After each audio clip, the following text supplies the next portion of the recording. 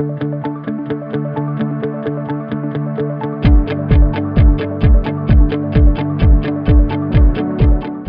and welcome to Beyond Fear to Freedom podcast. It is Testimony Tuesday, and I am super excited about my guest today, who is actually not only my niece, but she is also my namesake. And I just want to preface this before we get going. She's got her own testimony, but me watching her grow up, she was the spitting image of me, but it was going down the wrong way. So I would pray, oh God, she is just like me. Please stop it before it gets too bad. And so it is a joy for me to be sitting with her, and her is healthy and doing as well as she is. So welcome. Thank you. So exciting. So we're going to get right down to the questions. It was, what was your life before you met Jesus Christ? You know, I went through years, like honestly years. It wasn't until right before I turned 40 years old that I found Jesus and I accepted what was going on with my life.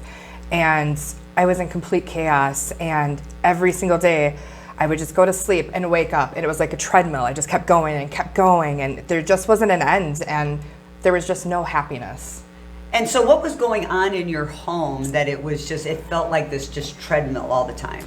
You know, my husband was dealing with a heroin addiction. And so with that, of course, it's not just an addiction. It's our family falling apart. It's dealing with the troubles that the kids are having, not understanding what's going on with their dad, seeing some of the things that they've seen, seeing, you know, the frustration with me, because of course it makes you almost crazy as well too, trying to figure out what's going on. So yeah, so oftentimes people be like, well, it's my body, it's just my addiction, it's not affecting anyone else, but it really does. It affects everybody. And you were in this relationship with him for what, 10 years? Just going and going and going. And I think that because of some of the things that, you know, our family has been raised in, there is a deep codependency that goes on, which causes us to enable people to do this, because we've never really felt completely loved and accepted for just who we are. There was always a performance level that was necessary, and that's a generational thing. Oh, totally. It completely is. And I think that's where you were as well. And I also know that you felt like you needed to take care of him, which is crazy, because adults need to own up and take care of themselves. Okay, so when and where did you meet Jesus Christ? I can tell you exactly when. It was in March of just this last year. It was March 2021, and my parents came to stay with me because they came for a week in January, and they ended up staying 3 months. Okay, so why did they come? I had an emotional breakdown.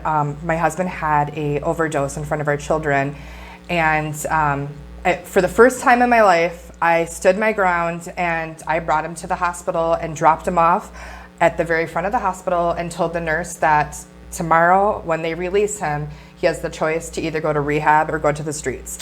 And I stuck to it, and it was really difficult because, you know, family members were trying to get involved, and I had to do what was best for myself and my children, and that was the only people I needed to worry about at that time. Amen. And Amen. It's, you know, it's like I knew it was the best thing, but you still feel horrible for doing it.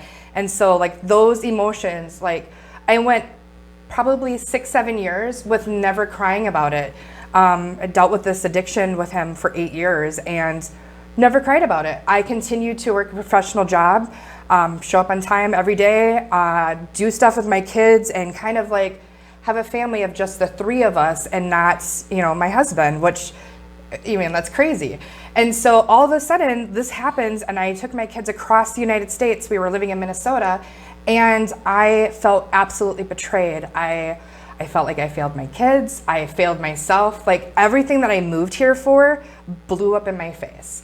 And it didn't blow up once, it blew up twice, yes. You know? And so I was, I was defeated. I didn't know like what to do anymore. And I finally cried. And I didn't just cry. I literally cried every single day for over a month. Every single day. I could not, my face was swollen because I couldn't stop crying. I couldn't even leave the house. And so my parents came to stay with me, and my mom had to take me to the hospital the first night that they were there. I just couldn't go on. I didn't know what to do with myself. And so things were like getting better for my husband. Like he was actually going through rehab and he was doing everything correctly.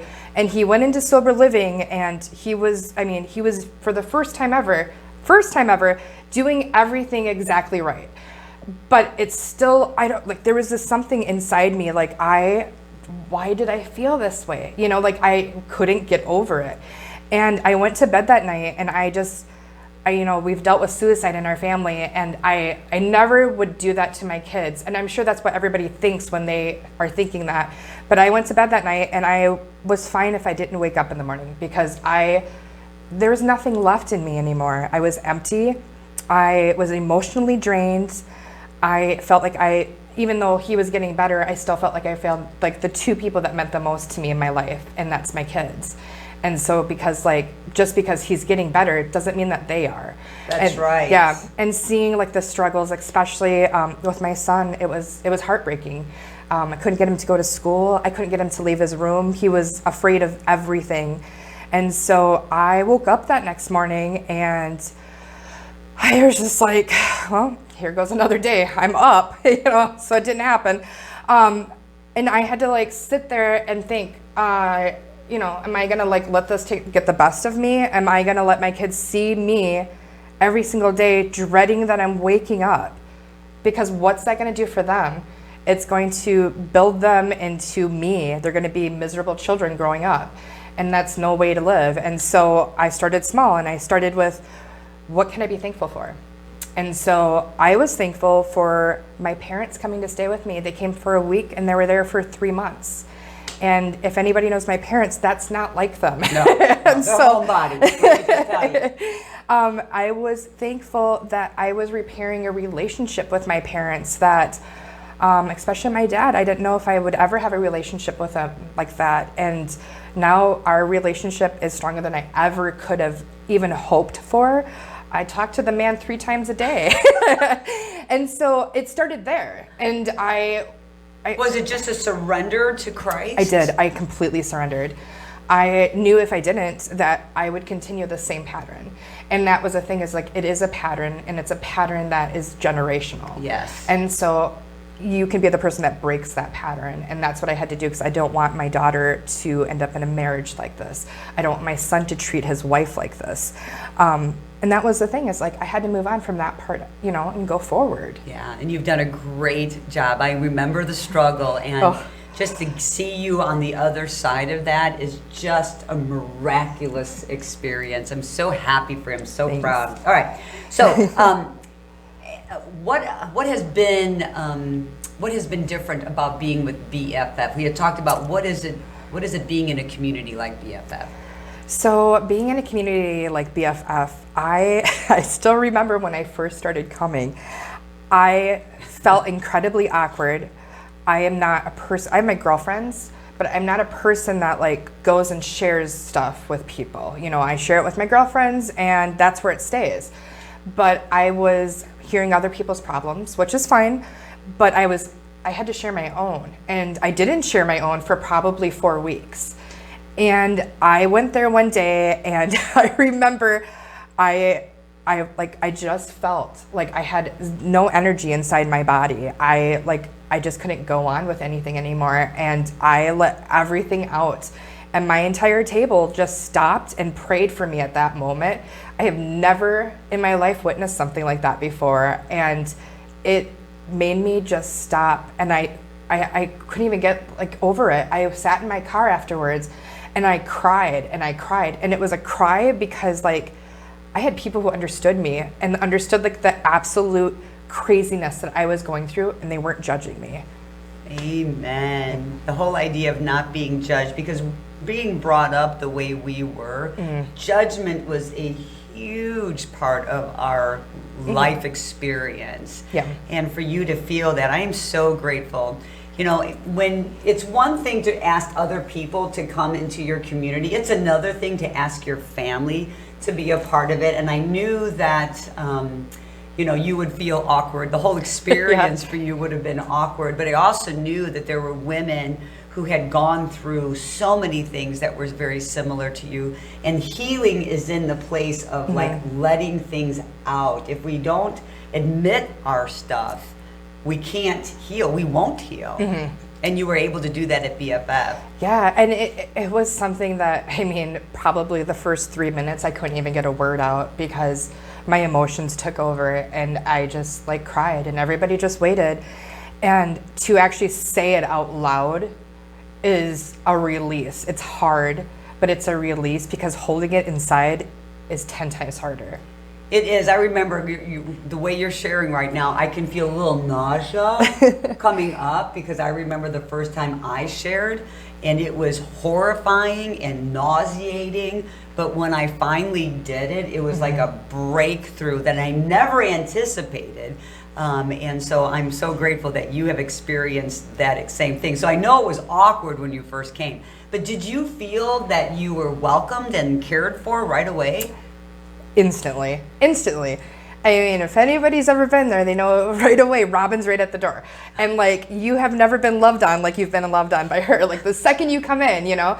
And so it's, you know, it's an environment where everybody's there to just support, you know? And that, I think a very important thing that I've taken out of this, because it's been something that I always tried to fix. I always tried to fix somebody else. I always tried to fix my husband.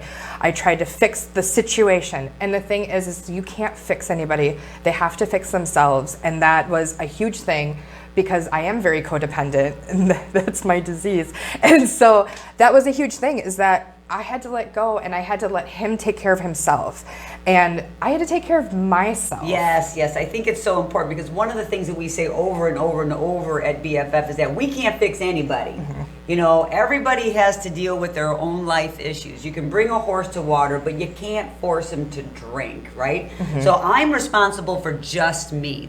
You have children, so you're responsible for your children. But as an adult, we're responsible for ourselves. We are not responsible for another adult. And as codependents, to be able to say, it is okay for me to take care of me is a huge step forward because we're so busy taking care of and fixing everybody else. Amen. What a revelation. That is so exciting. Sets us so free. And you're right about Robin. You walk in, you can't. That's it, baby. Game over. If you come to BFF, which I hope you do, when you come in, you're getting hugs. That's just the way it is. If you say it's coming in and you don't want one, just put your arms down. It's happening anyway. All right. So now what are you going to be doing moving forward? So moving forward, it's a huge thing that it's nonstop on my table every single morning. And I want, you know, my kids are getting to an age right now where they are having decisions that they need to make themselves. And, you know, they're going to school and they're having different things happen at school. And I want my kids to be able to reflect back on their principles in life and be able to make the right decision, because I'm not going to be with them all the time. And so it's very important for us to start going to church like on a constant level. And so we just found a church over there and we're going to start going as a family every Sunday. And then the kids are going to be involved in the children's ministry. And so it's just, it's one of those things like you can see, like, especially in the world it is today. Oh man. It's scary. I'm like, I send my kids to school and I'm like, oh, I feel bad for you guys. Like it was bad when we were kids, but like it's worse now, you know? It's frightening now, there's no doubt. Okay, so talking about your children, since you have been empowered and made these life changes, what's different about your children now? They are 100% different. If you would have been talking to me, you know, last year even this time, my kids were different children. They were in shells, and my son has done a complete 360. He is loving life. He's enjoying doing things that he wouldn't do before because he was afraid to. He was afraid to leave my side.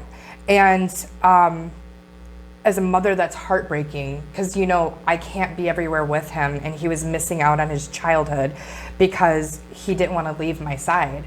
And so, you know, he's doing everything that I've wanted him to do. He's playing baseball. Yeah, and he's great. And he's loving it. And your daughter? She's incredibly independent, and I am so proud of her because She, if anything, has been more empowered by seeing what her family has gone through. And she is a person that never stays quiet. If she believes wholeheartedly in something, she's going to stick up for that thought and that feeling, and she's going to go all the way with it. And I've never been so proud of her. And she's my little musician, and so, you know, in our family, music's a huge thing, and it like just makes me so proud, like seeing her pick that up. And she's doing her drum lessons, and she's, you know, rocking it out, and I'm so proud of her. We love musicians. You know? They weren't accepted back in the day. There was no life or reason to have a musician or any kind of artwork in our family. I remember that if you were a musician, that you weren't like doing real things. But for us to, like, I mean, we love music, right? Yeah. And to see the little ones be encouraged to go ahead and pick up instruments and try them, and if they don't succeed, and if they don't like them, do something else. And they're great. You have beautiful kids, and it's a joy to watch them grow up and actually thrive and flourish instead of like be hunkered down like this where they don't have a life. Now, let's talk about your husband for a quick minute. So he did everything right. I mean, he went into rehab, he went into counseling, and of course, I remember that you just despised that man. Yeah. And you have every reason. I think that when we are misused, mistreated, lied to, we just come to that place where we don't want you around us. I see you, you make me sick, you have ruined our lives, you've ruined our kids' life over heroin. Like, what is this? And I remember that, and I remember you taking your wedding ring off and just saying, I'm not doing this anymore. And because Mark, and we don't judge in this family. Like, I know him, I love him, I will support you as you go through this process, but we're gonna hold you accountable through this process. Don't think it's gonna be like all roses and puppy dogs. It's not going to be. Because we've all been, those of us who've done this, we've been on that road to recovery. We understand. And so he was very gracious and accepting constructive criticism and the encouragement and being called out on stuff. I mean, he just did that. I mean, he completely surrendered as well. And so you guys co-parented as much as you could trust him. You co-parented him, and then you saw that he was faithful, and then you gave him a little bit more leeway, and then he actually moved back into your home after you trusted him completely. He'd been sober the longest time he'd ever been sober, going to meetings like every day, working out, being a man who was on time with his work, doing a good job, where these kinds of things didn't happen in the past. Never. So now we're seeing an absolute different person in him as well.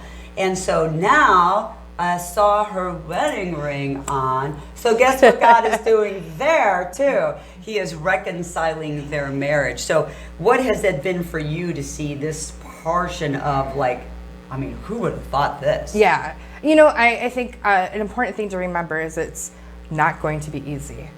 And I think I went through this like phase of like this, first of all, this can't be real, because this is the first time, literally, I'm not even kidding you, that everything's been done the right way. And so I went through, you know, probably a good 6 months of him still living with us, where I still was just cold. Because those feelings don't just go away. No. Trust doesn't just, you know, reappear back into your life, you know? Hold on. Just because you say I'm sorry doesn't mean that forgiveness and healing has happened. Just wanted to say that. And I'll tell you right now too, saying I'm sorry, actually Mark never uses those words with me because they don't mean a thing to me. And so when you're told that so many times, you know, you just build it up, and like, there's nothing that'll make me more. Put the hand up right there. Yeah, and like, don't ever get me flowers, because, you know, that's usually a bad sign. So, but it's the thing, it's that, you know, it was hard. It was incredibly hard. There was not only working on my marriage, it was finding out who I was again, because I had lived my life for such a long period of time that I wasn't that person anymore. And I'm in a new state. I'm with new friends. It's in COVID times where like my friends that are around, I can only talk to them on the phone, you know? And so I had to rediscover who I was, and I had to see what made me happy. And that was difficult because I didn't know. And there's nothing worse than having a lot of time on your hands, because all you do is self-reflect. And so I did a ton of self-reflecting. I did a lot of crying. I did a lot of screaming at myself. I would literally open up the door and scream out the door because I needed to get this burst of energy out of me because it was negativity that was inside of me. And so I got to a point where, you know, Mark was trying and he wasn't pushing it at all. He let me have my time, and it was really important. And I finally got to a moment where I just broke down crying to him, and it was crying because I was finally letting go. I was letting go of like all this anger, this hatred, like all of it. And it was very heavy, and like just to be able to drop that off finally and like actually really mean it, it was huge. And so like it wasn't honestly till like this last November where we were actually able to start talking to each other and showing respect and love. I love that you say that, because respect would do that. I mean, he respected you through your healing process and recognized that a lot of this was due to his choices. Yeah. And he owned that, and he gave you space, and then he embraced you through that. I think that speaks volumes, and I think what a wonderful gift to you to have someone actually own their crap. Yes. Yep. And you know, that's the thing too. It's like, I think it's incredibly important to not bear shame with the mistakes that you've made, because all that does is it keeps covering up. And, you know, I think that there was so much being quiet about what was going on that it not only bore more shame on him, but it just made it so much heavier for me and the kids to wear, you know? Yeah. And so he shares his story every single night. He goes to a meeting every single night. He never misses a meeting. And that's really important in his recovery, is to share what happened. And so it's only made us like that much like closer as a family. But I think it was really difficult because he hit his 1 year in November. It was November 17th. And it was really hard because that day you would think that, oh, yay, we made a year. But I was miserable. I was horribly miserable. I like didn't know what to do with myself. And it was so weird because like I realized life is so different right now in a good way. And it was really strange because I had to think about like, I can actually wake up and not have to worry about like what I need to take care of because of like all, you know. Wow. And so that day was really hard for me. And I was able to actually tell him like I was really sad, and I was, you know, I was reflecting on everything, and it was hard for me to get through that day, even though it was supposed to be something like really special. But he was really accepting of it and understood why. And so it's been great, like being able to move past it. He's going on 19 months this month. So this has literally been the longest he's gone since he was 13 years old. Wow, wow, wow. What a tremendous change there has been. And I remember our last, you know, the BFF, on our last Fridays of the month, we celebrate Freedom Friday. And I remember when he came up and he got his chip, and everybody's just like, because we do celebrate, you know, the sobriety that we get, whatever that is. Well, I'm just like, wow, this is such a great testimony. I'm so honored. This is an answer to my prayers, and we serve a faithful and good God. So thank you for sharing your testimony with us. Thanks for joining us. I pray that you were ministered to today. I was ministered to, and I know this story, but to hear my niece share it the way she has been nothing less than a blessing for me. So remember that you don't journey alone. I think what Debbie hit on has some really big nuggets for so many of us who are codependent, and we live in shame, and our children are suffering because we choose to enable a partner who should never be enabled. So don't let that happen to you. May this be a blessing to you. May it be something that helps open up your eyes. Maybe this gives you courage. But I want you to know you don't journey alone. So if you would like to, you can go to our BFF website or our Facebook page, message us. We'll be happy to like call you up and pray with you and just be that community. We'd love to see you on a Friday night. Our doors open at 5:30 at Christ Church Central Phoenix on 18th Avenue in Camelback. We'd love for you to come and join us and be a part of that. Above all things, remember that you are not alone. We'll see you later. Bye now. Bye.